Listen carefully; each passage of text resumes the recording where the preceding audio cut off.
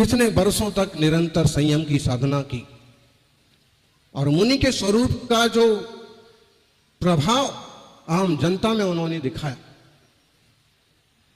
मील का पत्थर है। कन्नड़ माध्यम से केवल 9वीं पढ़ने वाला कोई युवा और हिंदी का महाकवि हो सकता है।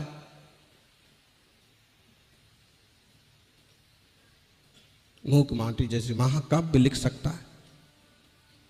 दक्षिण भारत से आके उत्तर भारत में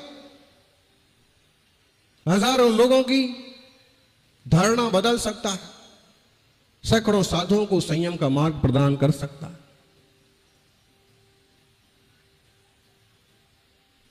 समाज में, देश में उन्होंने जो छवि दिगंबरत्व की बनाई, निश्चित रूप से स्पृहणीय है, स्मरणीय है। उनके जाने के बाद भी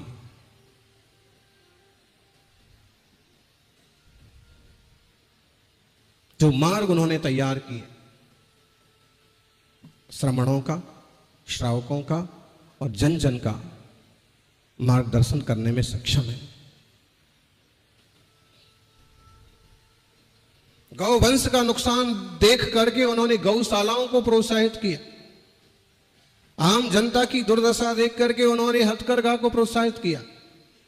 शिक्षा को दुर्दशा देख करके छोरियों का जो हाल होता है शिक्षा के क्षेत्र में, उन्होंने प्रतिभा स्थली की शुरुआत की।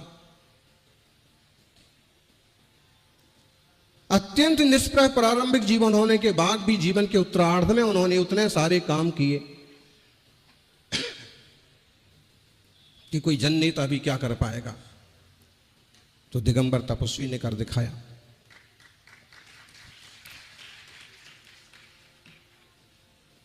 नौवीं 10वीं की बात होगी, सागर विद्यालय में मोराजी में हम लोग पढ़ते थे। महाराज जी का प्रवचन पूरा हुआ, प्रवचन भी अपन सुन रहे थे।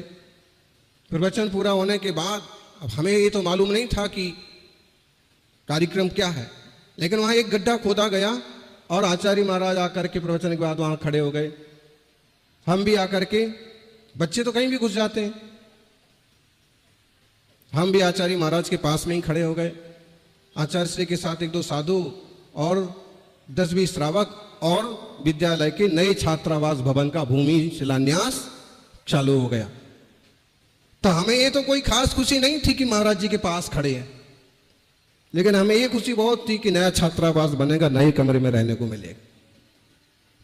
बच्चों की जैसी बुद्धि होती है, लेकिन इतना गौरव, इतनी स्मृति आज भी है।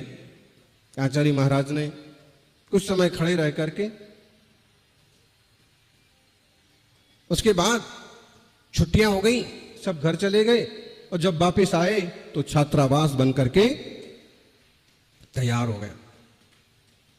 फिर उसी में हमको भी, पहले पुराने कमरे में रहते थे, अब नए कमरे में रहने को मिला। छात्रावास, शिक्षा, गुरुकुल, इसके प्रति उनका शुरू से एक रुझान रहा। एक्टिव तो बाद में हुए, लेकिन कहीं अगर उस तरह का काम हो रहा तो उसकी वो अनुमोदना पूरी करते थे।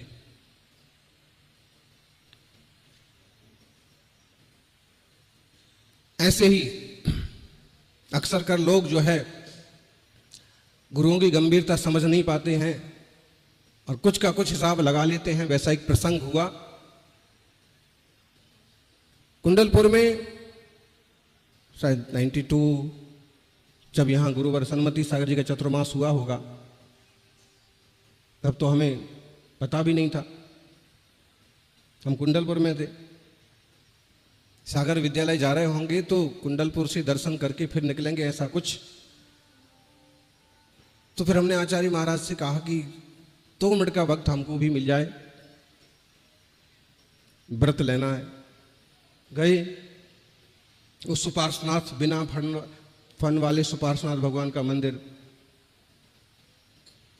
नीचे वाले मंदिरों में वर्धमान सागर के लाइन में जो है, तो आचार्य महाराज के पास चले गए। बात चालू हुई, नमोस्तु किया। अक्सर कर यही समझाते थे, पहले पढ़ाई पूरी करो फिर बाद में संयम की बात करो। अब उनको कौन बोले कि तुम खुद ही 9वीं पास हो, हमने तो 10वीं कर ली।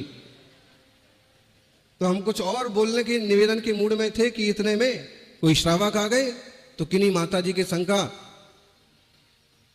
मैसेज लाए होंगे, संघोपसंघ रहे आते हैं तो उनका संघ का।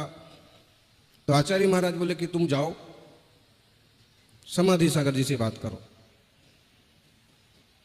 हम समाधि सागर जी के पास चले गए। समाधि सागर जी अपने आप वो अपने लिखने पढ़ने में लगे हुए थे।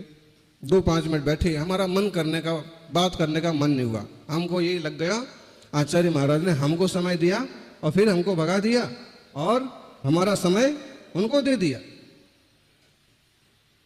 अक्सर कर लोग सोच लेते हैं ऐसे, जैसे हमने सोच लिया ना।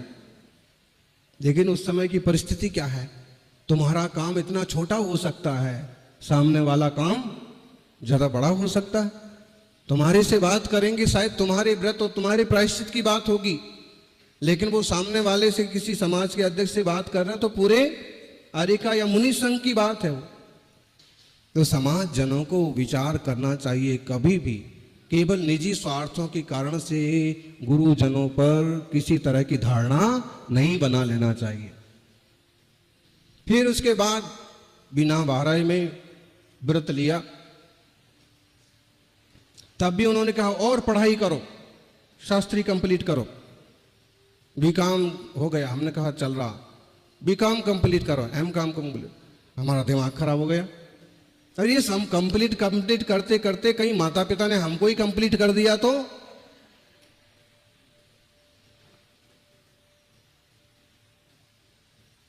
अरे घर वालों को इशारा लग गया कि ये संयम की लाइन में जाने वाला है और कहीं उनने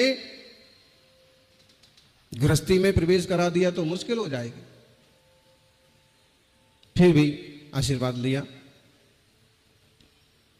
फिर कुछ महीनों में मुनि संघों के सानिध्य मिलते रहे और कोई संयोग ऐसा बना कि आचार्य श्री सन्मति सागर जी गुरुदेव का सानिध्य मिला। एक संयोग ऐसा भी बना कि कुंडलपुर के निकट पटेरा में दोनों संघों का मिलन हो सकता था, लेकिन किस तरह की लापरवाही कुछ लोगों ने कर दी। नहीं तो आचार्य महाराज का भी पूरा मन था, सन्मति सागर जी गुरुदेव का पूरा मन था, और फिर भी एक गली को छोड़ करके संघ इधर से इधर निकल गए, क्योंकि यहां से भी व्यवहार हो रहा था, महाराज जी का कुंडलपुर के लिए व्यवहार हो रहा था। श्रावकों के ऊपर बहुत कुछ निर्भर करता है मुनि संघों के वात्सल्य और प्रेम को आगे बढ़ाना, संघों का मेल मिलाप कराना, संघों की आपसी दूरियां मिटाना। अगर हमने इधर की बात इधर कर दी, बिना मतलब की बातें जोड़ दी, तो अच्छे खासे वीतराग स्वभाव वाले, वात्सल्य स्वभाव वाले साधुओं के मन में भी विकल्प खड़ा हो सकता।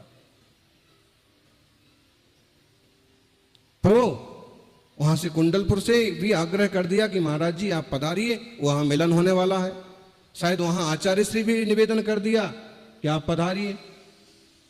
और वो मिलन इस टाइप से हुआ कि वो इस तरफ से निकल गए, और 2 रास्ते हैं ना वो पटेरा में, तो एक रास्ते से सब संघ निकले। जब संघ निकल गए आधा किलोमीटर, फिर कोई बोले आचार्य से तो उधर निकल गए। नहीं तो सौभाग्यशाली हो, गुरुजनों का चारित्र, उनका संयम, उनकी साधना आदर्श है और प्रत्येक भवजीव के लिए कल्याण का एक बड़ा साधन है।